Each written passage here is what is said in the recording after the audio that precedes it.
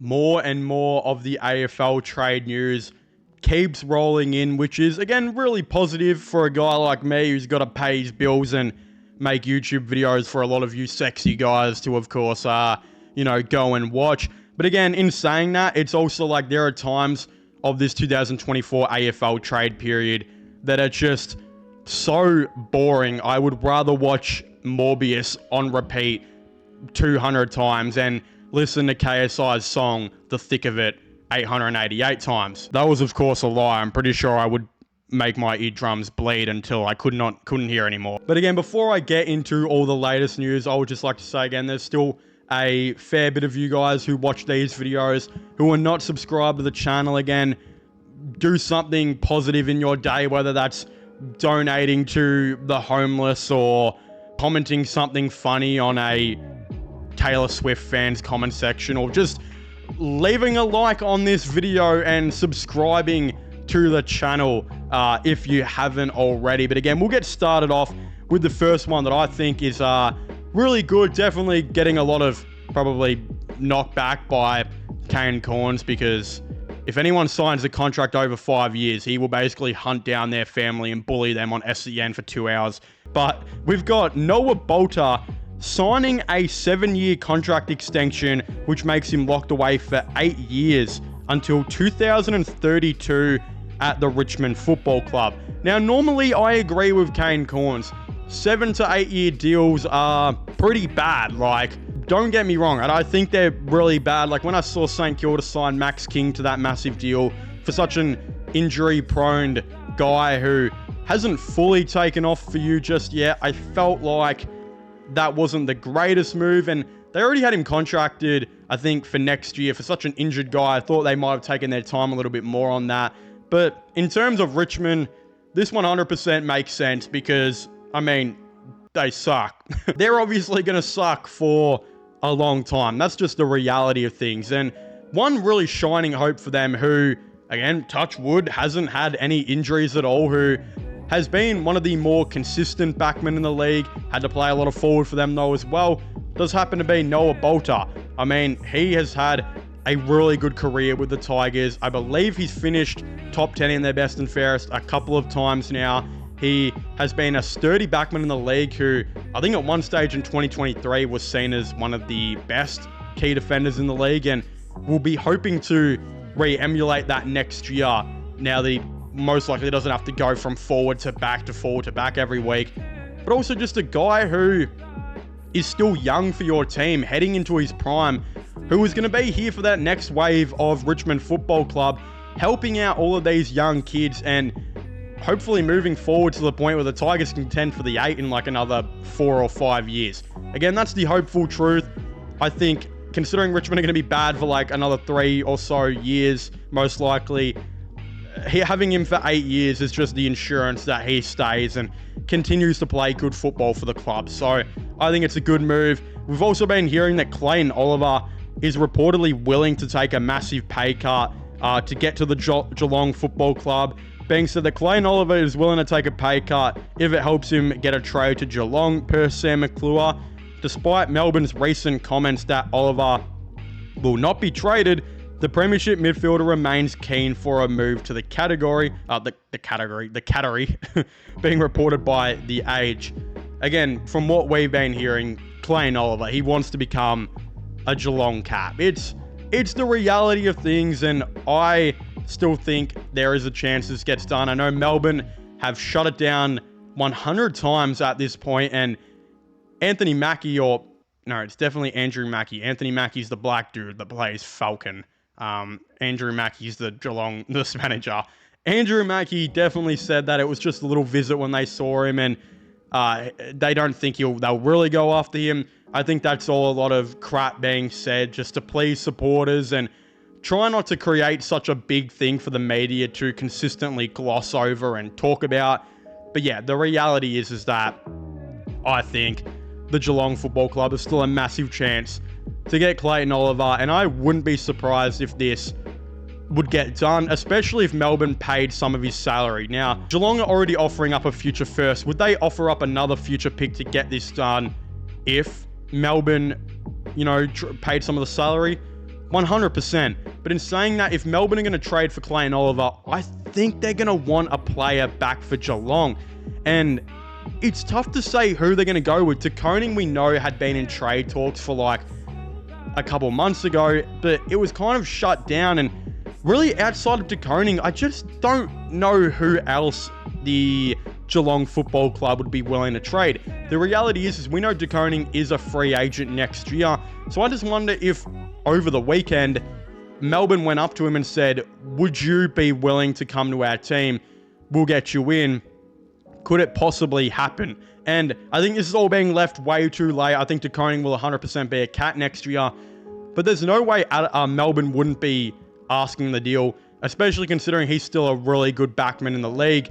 And even though Melbourne are going to have problems next year, if they got De Koning, their backline definitely wouldn't be one of them. Having De Koning, May, and Lever down there would be something that would make a grown man Melbourne fan weep on the ground like an anime fan when their favorite female character reveals their private parts. I don't know. Where am I going with this? I'm not too sure. At the end of the day, I still think Clayton Oliver is a massive chance, but it's also like Melbourne are going to be wanting a player. They're going to be wanting overs, especially considering they have to pay their salary, pay Clayton Oliver's salary. But if you're Geelong, if you can bring in Clayton Oliver and Bailey Smith to a team that just lost in the prelim to the team that won the premiership, oh my God, would that easily make you the flag favourites and easily put you into the contention. So it's something Geelong have to think about. Yes, they might have to pay overs, but this could give you another premiership. This could give you another 2 premierships. If you get Clayton Oliver in as he is now, yeah, you might get a premiership, maybe. But imagine if you bring in the Clayton Oliver of the last couple years, not the one that we had last year, or last season, but the one from the last couple years, the elite Clayton Oliver. You're bringing in one of the best players that Melbourne have ever had to their team. You're bringing him into Geelong. That's a guaranteed flag or 2. So it's really how this is going for the Geelong Cats right now. I think it will be interesting to see how this, of course, gets done. And we'll definitely have to wait and see. But, of course, over the last couple of days, there has been a ton of AFL trade news and whatnot, which I will be going over with you guys and more right now. I wanted to go over the recent report that does suggest that Joe Richards has officially requested a trade to Port Adelaide, being reported by Rioli Beveridge. Port Adelaide are having a really weird off-season. They, of course, missed out on Harry Perryman and Isaac Cumming. And both of those players were going to be, I think, really solid additions to their team. But unfortunately, one of them in Harry Perryman has picked Collingwood, and Isaac Cumming has picked the rivals in Adelaide. And I think, unfortunately for Port Adelaide, other than Joe Richards, they haven't had a whole lot of probably what they envisioned of getting. I think they thought they were going to get more than just Jack Lukosius, but again, getting a guy like Joe Richards, who was requested a trade to them, will ultimately be a good addition. I believe he is heading to them on like a 4-year deal, which may sound crazy for a guy who's only played 9 games, but anyone who's got Supercoach can tell you this guy is an absolute freak in the sheets, probably on and off the field. I mean, this guy is, he's played some really good footy. I think he might have played as a sub to start off with, it might not have, but ever since his first game, he has been like really good for Collingwood as a pressure forward, but also something that I liked from him more and more as the season, I think, went on for himself, is he actually moved up the ground quite a bit and played a really good role that I think is starting to become more and more liked in the AFL, as those small forwards or pressure type of forwards that can move up the ground. Again, we know, I think it obviously started off with Richmond and how they had players like Kane Lambert, Daniel Rioli, Jason Castagna were not only able to put pressure on the forward line, but they could move up and do it as well. Hawthorn now with Jack Ginnivan and Dylan Moore. A guy like Joe Richards, I think, will probably try and be a similar type of player like that in the league. And Port Adelaide are going to get a good one. They desperately need to add to their forward line. So this makes sense. I don't know what the trade is going to be. I heard someone say end of 2nd round pick. I don't know what it's going to be, because I know Collingwood aren't going to want to lose Joe Richards at all. And it just seems like that's where it's heading. Again, we got some free agency news. One that is so controversial that I think has really blown up the AFL community, and everyone has a different opinion on this, but it is being reported that two-time Premiership Tiger Jack Graham is, of course, off to West Coast. He is signing with them, and that in return for compensation, Richmond will receive a Band 4, currently pick 42 overall. Again, I haven't been the biggest fan of Jack Graham for a couple of years. That is no secret. I used to love him back on the Tigers in his earlier days, and as of late, with all the injuries, he just hasn't been that good. But at the end of the day, he was still a guy who was supposed to be Richmond's future captain and finished second in their best and fairest only, I think, 2 or 3 years ago, and was averaging like 19 disposals a game as a guy who could tag like 2 years ago before the injuries. This man is still easily able to be a very good midfielder in the league, and West Coast know that, and that's why they offered him 4 years. Again, it makes no sense that Richmond received pick 42 here, especially considering Isaac Cumming went to Adelaide, and I know he went on more years, but from the leaks and reports that it's rumoured to be is, I think he might only be on about 50,000 more per season, and the GWS Giants were able to get an end of first round pick compared to the Tigers, who were only able to get an early third round pick. Now, don't get me wrong, in normal circumstances, is Jack Graham worth pick 42 right now? Probably, but with how like every other AFL team in the league has gotten really good compensation for players who in a year or two ago would have been a little bit less than what Jack Graham was, especially if we're looking at 2022 Jack Graham, then yeah, it doesn't really make much sense at all. The compensation system is really weird. We know Damien Barrett's been calling it out on SCN. Again, I literally don't know how it all works, and neither do the AFL. They really just pick and choose. If those rumors are true, that Cumming is only making 50,000 more per season than Graham, and it's a whole like 20 to 30 picks different in compensation, I truly give up. I don't really know. I don't want to complain too much about it because it's a lot of unknowns, and I think by the end of this year, we're definitely going to get some clarification or a change, because I think everyone and their dad is confused, and you can tell Richmond aren't happy, but West Coast are definitely happy. They got a player in Jack Graham who, if he can get back from some of the injuries he's had over the last couple of years, he could go back to that 2022 to 2021 form. Again, he's had shoulder issues, hamstring issues, all of the above. I think, yeah, West Coast are banking on it. They're hoping for it. He's going to be coached by his former coach in Andrew McQualter. I think there's a very big chance that goes well. There's also the other one. We know that a trade got done where Jack Darling got sent to the North Melbourne Football Club for pick 67. Again, I still think it's just an okay thing for both teams. I mean, they both get what they want. At the end of the day, West Coast want to go younger and they want to bring in more picks, while North Melbourne are trying to technically do the opposite. They've got this extremely good young core that they've been building over the last 3 to 5 years. They want to now bring in some experience to not only help this team out, but some experience who are going to play, hopefully for them, consistent footy.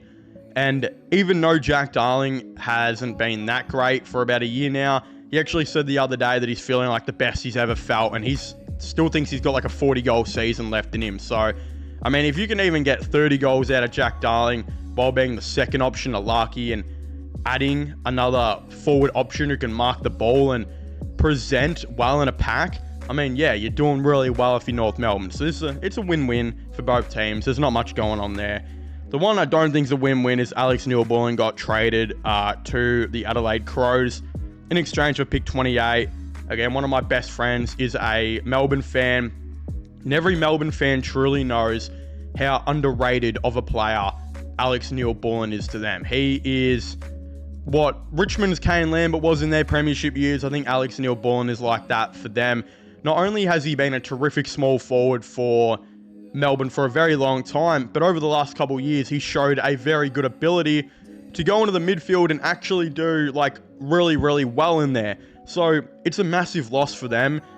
Considering this pick 28 that they got back was actually the 28 they traded for Shane McAdam, you're technically looking at a situation where you've traded away Alex Neil-Bullen for Shane McAdam, who hasn't had exactly the best first year for Melbourne. And there's still time for him to pick it up. It does suck for the D's. They're losing some important players probably over the next couple years, and Neil-Bullen seems to be the first domino of that. And the reality is, at least there's a positive in pick 28 in this year's draft is probably the equivalent to like pick 18 in most. This is the most stacked draft we've seen in a million years, is what everyone seems to say.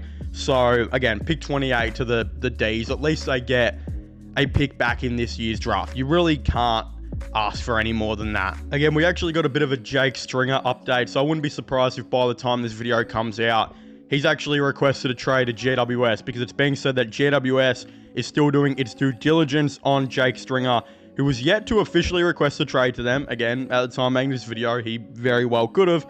But if GWS gives the tick, which sources believe is likely, Stringer will ask for a trade and the Giants/Dons will get to work. It would be a 2-year deal for now. Essendon and Stringer are waiting on the tick from GWS. So he gets his 2 years that he's been demanding. There's the reason he didn't want to go back to Essendon, because he want to get those 2 years. They were only offering him 1. And is this a good move by the Giants? I mean, technically, yes, right? Whatever your thoughts and opinions are on Jake Stringer, I mean, he still had a 40-goal year, right? This year was a 40-goal year for Jake Stringer. And it doesn't seem like that, because when you watch him, sometimes this guy looks like he is the laziest player in the league, which might be true. But at the end of the day, 40 goals is pretty impressive. And the Giants need to add depth now, because we have seen the losses that they've got. Harry Perryman, Isaac Cumming, James Peatling, and Xavier O'Halloran, I think, is getting linked to a bunch of other teams. I forgot his name, but they've got a guy who's literally played 0 games of footy who's requested a trade to Melbourne as well.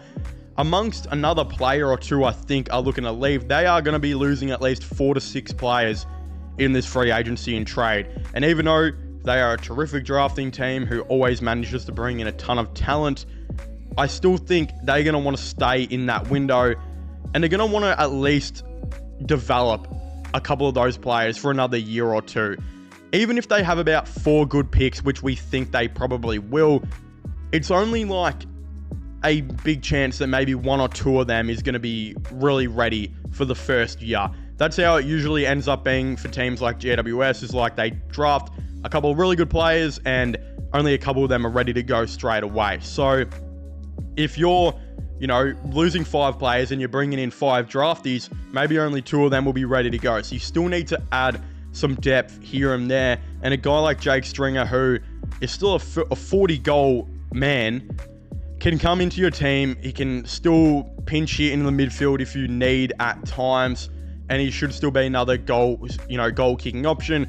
Plus, you're still bringing in a guy who you at least know is most likely going to pop up for a goal or 2 a game and isn't going to go completely quiet like a young draftee might. Again, they're still trying to contend. They still want a premiership, and they believe their window is now, and they're going to continue to keep building on the run like they have. So I still think Jake Stringer makes sense, and it also works for Essendon. I mean, they need to make a change or 2, but also play the youth, which I think is going to be a big thing they're going to do next year. So I think a lot of Essendon fans are starting to prepare. They could be taking a step back next year to go 2 steps forward. This is just the reality of situations for Essendon. They need to play, I think, a lot more of the youth next year, and they're going to be having a good draft this year. So moving on from Stringer gives an option and an opportunity for another young kid to come in and play some good footy. So again, still exciting times at Essendon in terms of hopefully getting to see more of the youth next year. But in terms of other signatures, Jake Waterman actually recently just signed until the end of 2029, which I feel like is somewhat of a shock thing that we've seen in free agency, because I think there was a lot of chat that Jake Waterman could be getting massive contract offers from teams like Victoria, but it not only shows and seems that he is loyal to the team, but also the fact is that he's willing to ride this rebuild out and go along for the long term with the West Coast Eagles. Again, semi-controversial considering he was already contracted just on way less money than what he probably wanted to. But again, he only just had that breakout year. So he kind of basically pressured them into signing him to this long-term deal. Basically said, look, I'm going to go play for the Melbourne Demons and get paid $2 million a year because Christian Petrarca and Clayton Oliver are going to be playing for Shanghai Sharks in a year or two. So they're going to have no one to pay. You better pay me or I'm going there. That's basically what happened. In terms of another player who's probably going to be getting a big contract from them as well, it is being said that West Coast has provided an update on the plans for a Harley Reid contract extension. It's being said that West Coast list manager and former Richmond manager Matt Clark has attempted to cool discussions over number 1 draft pick Harley Reid's contract extension. Clark said the club remains comfortable in working through the negotiations for Reid's new deal. He says, "We're not in a rush. He's contracted for 3 years, so we understand the media's involvement and wanting to get something done," he said. Clark's confirmed the club remains in communication with Reid's management over a new deal. Again, I think ultimately Harley Reid will re-sign with West Coast, but the reality of the situation is that I don't think he's going to re-sign for this big 10-year contract that we've been seeing like all these clubs look at. Not just that, a club like Essendon, which has already like showed interest, will be coming hard for him. Pause. Probably in the next 2 years. He's got a girlfriend, one of the Dersmers, funnily enough, who plays in the AFLW in Victoria. So, again, he has already said that he's, a little bit homesick by saying that he does miss Melbourne. He has had some of those harsh realities. But again, what 19-year-old wouldn't? I think over a couple more years in Perth, he would definitely be fine. It'll probably be a couple-year extension. I don't know if it will be the big 800-year extension that people like Mac Andrew are getting, but I'm assuming he'll re-sign. Probably not maybe next year, but most likely the year after. Again, in terms of Richmond wanting to trade away a couple of these players, they clearly don't want to trade away a guy like Daniel Rioli, but he's requested a trade. They want the picks. It makes sense to get a deal done, and the unfortunate thing, I think, for Gold Coast is that Richmond are being very, very petty with this and are definitely playing the cards that they have, which is a contracted player, to the highest amount, because it was reported the other day that Richmond didn't just want pick 6 for Daniel Rioli, but they also wanted pick 13, Tom Morris, on Richmond's Hail Mary trade offer earlier this week, which the Suns denied. He also said that it is true pick 6 is on the table for Daniel Rioli from Gold Coast. As it sits, Richmond wants something more too. The Suns are saying no to that request, and now it's a waiting game. Likely a few more days yet. Again, this is going to go to the last day, most likely. I'd be very surprised if this trade got done by the time of making this video. And if it has, whatever, right? Like, I don't understand, but the complications of this are pretty dramatic, and the reality is that Richmond have all the cards right now. They not only have a contracted player who's contracted for like 3 or 4 more years, but he also won their best and fairest. He's a guy that, even though they're going on a rebuild, you would still like to keep around, and you don't necessarily want to lose. And in reality, Gold Coast, if they traded for Daniel Rioli, if my thoughts are right, this would be not only the best player they've ever gotten by trade, but probably by far the best player they've gotten by trade. The next best would be like Lockie Weller, right? And they did sign Gary Ablett to the team, which we know about. But again, even Gary Ablett, there was rumors like, I think a day after he signed that contract, he was already regretting it. And we know he did end up coming home. The reality is that this is a guy who actually wants to come to your team. He's one of the first players who's ever wanted to go to Gold Coast. Not just that, he's a freak of nature. And Richmond are going to be trying to get everything they can back for him. Now, is pick 6 and 13 too much? Damn right it's too much. That is way too much for Daniel Rioli. But a more I think, obvious trade that I think could very well get done is this one I actually saw someone suggest, is that Richmond get pick 6 and 23 back from the Gold Coast Suns, and Richmond actually trade up Daniel Rioli, a future 3rd and 4th next year, try and get another future 4th back from another team, and then maybe part ways with another 3rd this year.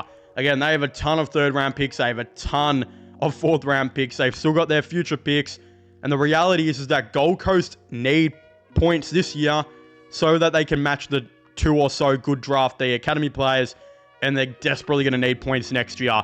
because rumor has it is they've got about 4 players projected in the top 30 a part of their academy. So if Gold Coast can get like 2 4th-round picks in the next year and a 3rd-round pick in the next year, not only do Richmond probably not need those picks, but that works really well for them. And then a sweetener on it could be like another 4th this year or something like that. I really don't know. But the reality is those picks would go a long way into helping the Gold Coast Suns draft next year. And they also get Daniel Rioli, a near all-star caliber player. And Richmond get back pick 6 and 23. Again, you're getting a top 10 pick and you're getting a top of the 2nd round picks as well. So it really is like no, I think, drama it shouldn't be. If they, I think, settled on that trade, it would make sense. But Richmond are going to continue to push for 13, and it's obvious that will probably get traded to a team like Collingwood, who are trying to get Dan Houston. And again, speaking of Dan Houston, we know as well that his preferred club is officially the Collingwood Football Club, as it is being reported. Again, I think that one is being said by The Age. So not only have they locked in Harry Perryman, but it looks like they're getting Dan Houston right now. And this has been a massive debate topic by a lot of people all online, that he not only picked them over Carlton, but he did over North, who, as mentioned on this channel, could have gotten the trade done way easier and desperately need a halfback as well, who probably could have paid him more. But the reality of this whole situation is Collingwood didn't have a 1st-round pick last year. They're not going to have a 1st-round pick this year, and they're 99% likely not going to have a 1st-round pick next year. When you put all of those calculations in, when a team does that in the history of AFL, it has rarely ever worked. In fact, it's probably worked a couple of times. Collingwood are desperately trying to squeeze the last bit of juice out on this team to try and push for another flag. And is adding Perryman and Dan Houston enough? It's really hard to say. It's like a 50-50, because if you were to add a key defender in to replace Nathan Murphy, which they just haven't, and it's been the reason Darcy Moore sucked for a lot of last year, if they were to add another key defender in who can do that role, like a Sam Frost would have been so perfect, like insanely perfect, I would be saying easy flag team, right? But I still think they get to being a probable top 4 team again, because they desperately need run-off halfback and a good ball user off there. And they're looking for another midfielder, which they're going to try Harry Perryman at. So it's going to be interesting to see how this goes. I really don't know. What does a trade look like for Port Adelaide and Collingwood? It's also really hard to say. You got to remember, Port Adelaide are looking at Richmond getting 6 and 23 for Rioli and a bunch of 3rd and 4ths. They're going to be like to Collingwood, 13 is not enough. And I think what will probably end up happening here is Collingwood will lose their future 1st and probably a 3rd-round pick this year to get 13. And from Gold Coast, they'll obviously lose Noble in that deal as well, most likely. And then the thing is, of the matter, is that you could be losing not only that next year's 1st, but if you're going to be trading away pick 13 for Dan Houston, you're probably going to have to, throw in a 2nd either this year or next year. And then obviously Joe Richards as well, who was requested a trade to Port. There is a lot to unpack in this whole situation, and I think it could get very, very messy. I still don't know if he gets traded to Collingwood. I know he wants to get there and all of this, but I still feel like North and Carlton are hanging in the background just in case this move can't get done, because this is an overly complicated move that is going to cost Collingwood 2 players and 4 picks at the end of the day, just to get him and move around some other situations. And oh my God, it is so complicated. I'm stressing balls just trying to think about it. In terms of Collingwood as well, this can maybe help them a little bit. According to Mitch Cleary, it is being reported that a lack of game time for Finn McCrae has him weighing up his future. Now, don't get me wrong, I'm not the biggest Finn McCrae fan. I'm not the biggest Jack McCrae fan. Once upon a time, I think Jack McCrae was a decent footballer, but again, he always had the ability to get 800 handballs a game that would go backwards. And unfortunately, Finn McCrae hasn't really found his place in the league, especially considering Collingwood were screaming for an inside midfielder last year, and Finn McCrae still couldn't get a game. it is really weird and hard to see where he goes. St Kilda, they're getting Jack McCrae. They need midfielders. Do they look at Finn McCrae? That's probably the more realistic one. And then obviously a team like Richmond, who could be looking for a player or two to bring in. Do they go and look at Finn McCrae? Again, I'm not exactly too sure. I don't think Richmond will. I think if a team does, maybe St Kilda. Richmond may look and cool off. But I think what is going to scare a lot of teams about the whole Finn McCrae situation is that there is no real value for Finn McCrae. And what I mean by there's no real value for him right now is that Collingwood are going to want an end of second round pick or early second round pick for Finn McCrae, right? Our team's going to give that for him? No, he hasn't played any footy. He's been in the system like 3 years and he hasn't done anything. But at the end of the day is if they traded him, would probably only get back a third round pick or something like that. And honestly, for them, Finn McCrae is probably still worth more because they've already dumped 3 more seasons into him. And the reality of the situation is that we don't know if he is even as good as what a third round pick is going to be. He probably would be, but at this time, Collingwood are going to be asking for an early second round pick, and teams are not going to give that at all because he's done nothing to prove that he's worth that. And one more year of this and he'll probably get delisted and teams can just get him for free.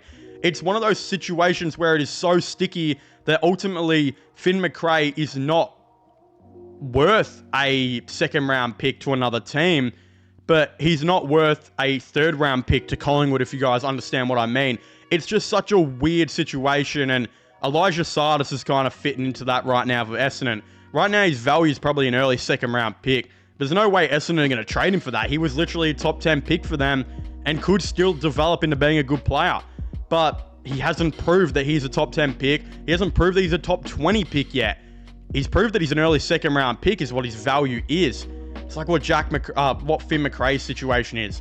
He's proved that he's an early third round pick. That's what he's proved.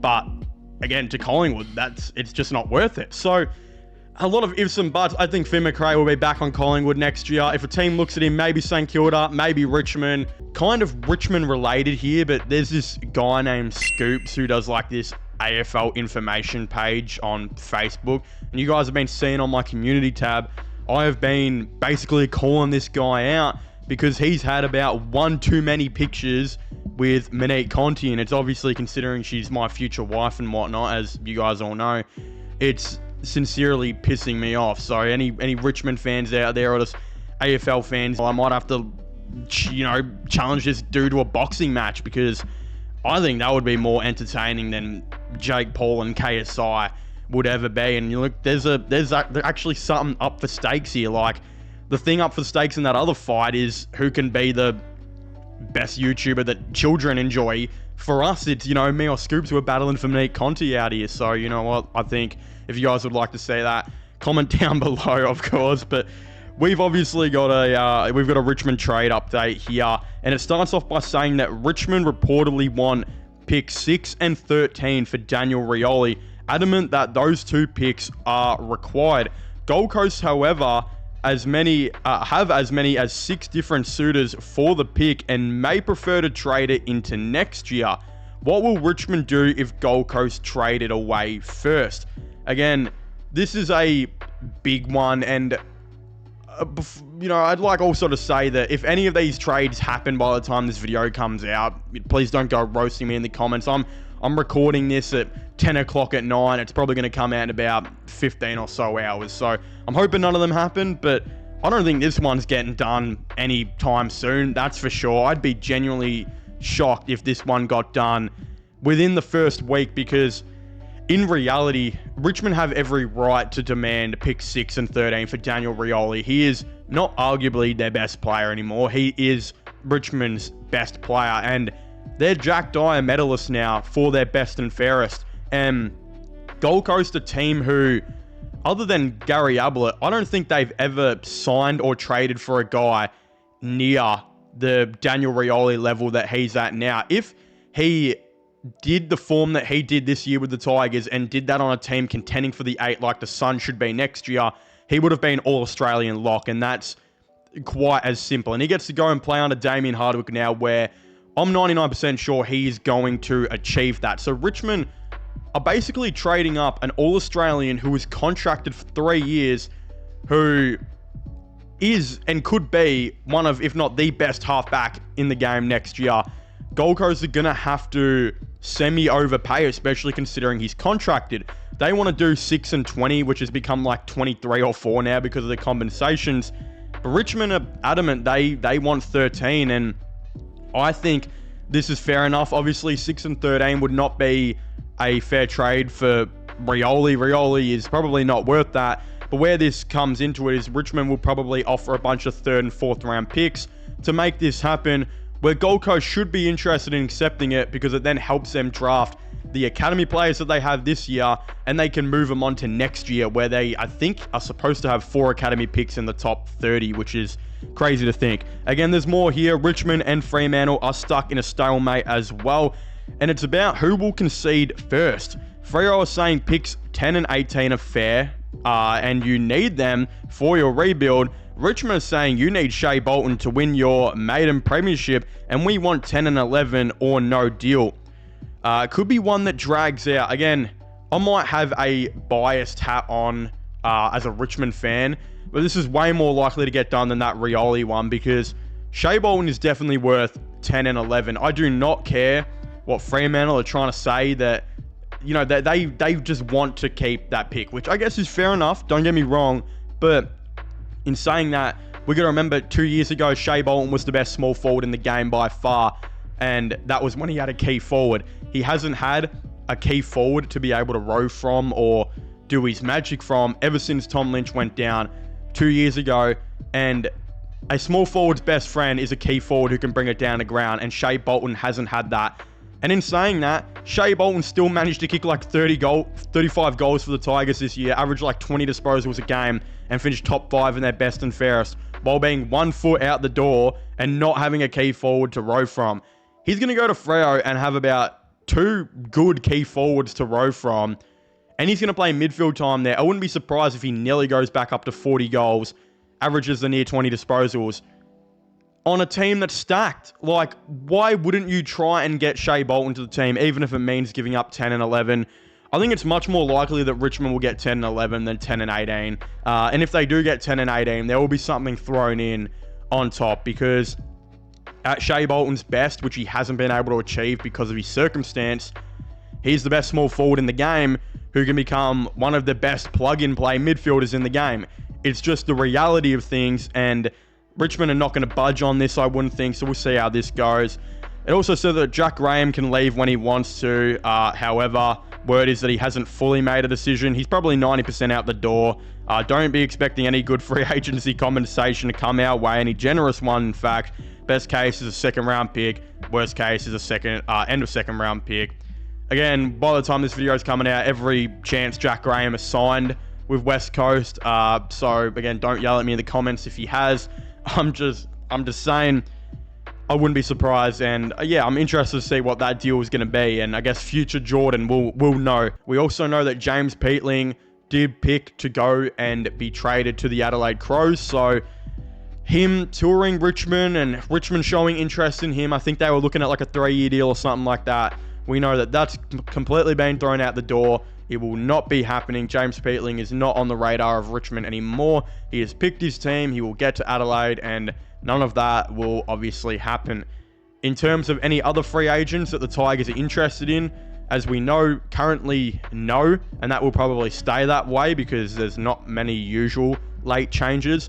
But if the Tigers are probably going to go after anyone, it will probably be like a delisted free agent or two to try and at least cover some depth and bring in maybe some players who are looking to add some leadership and a redeeming quality to them being delisted, but also trying to improve on the Tigers. Again, a player like Brandon Parfitt, he comes to mind as a guy the Tigers might look for. And maybe a similar guy to what the Tigers did with Sam Naismith last year, just hopefully a little bit better and maybe last a little longer, I don't know. But again, if you haven't already, please make sure to leave a like and subscribe to the channel. Comment your thoughts and opinions down below on this Richmond update. Are you guys excited to see where the Tigers go here and how they're, of course, going to operate and whatnot? Who do you guys think they're going to be trading with, and what are they going to be the picks?